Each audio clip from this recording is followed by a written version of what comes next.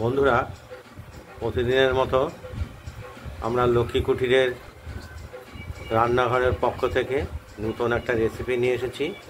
আজকের রেসিপি আলু পটলের রসা। প্রথমে আমরা পটল আলু কেটে ধুয়ে নিয়েছি।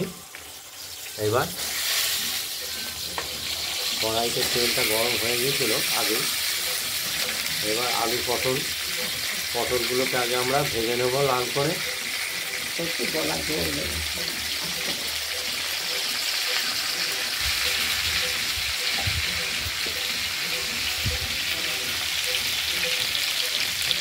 এগুলো একদম দেশি পটল, ঢাবা পটল।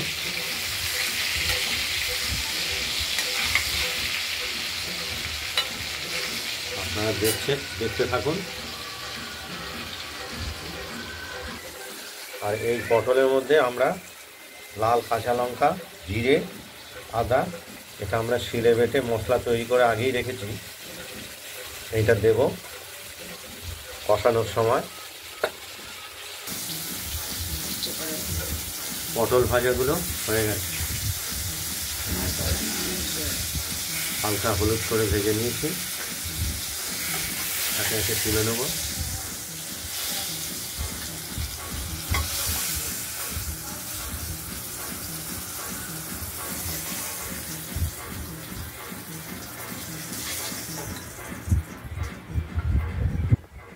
পটলগুলো সব তুলে নিয়েছি।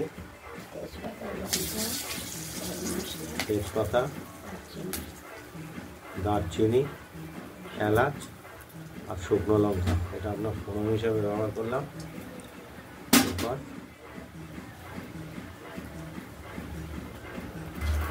জিরেগুলো দিয়ে দিলাম।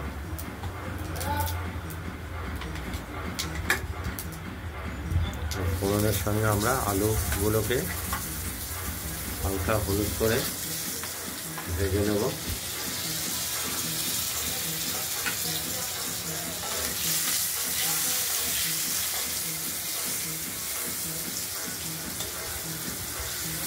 আপনারা দেখতে থাকুন।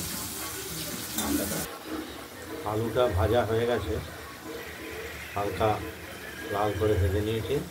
এরপর মশলাটা, বেটে রাখা মশলাটা হলুদ সহ আলুতে দিয়ে দিলাম।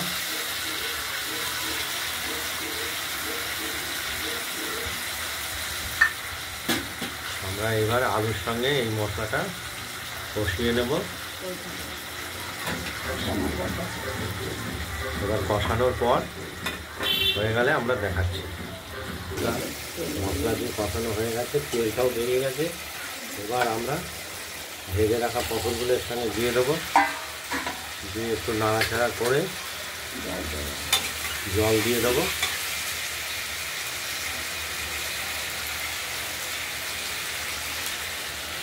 এই জল আমরা দিয়ে দিলাম। এর সঙ্গে আমরা দেব একটু ঘি দিয়ে দেব।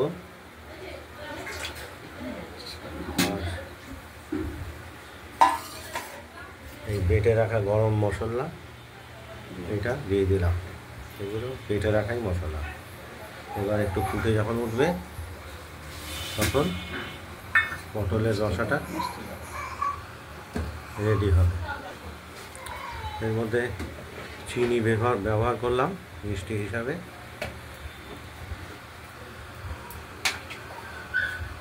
এবার নাড়াচাড়া করে একটু ফুটে উঠলেই আমাদের পটলের রসাটা রেডি হয়ে যাবে। পটলের রসাটা কমপ্লিট হয়ে গেছে। এবার আমরা নামিয়ে নেব।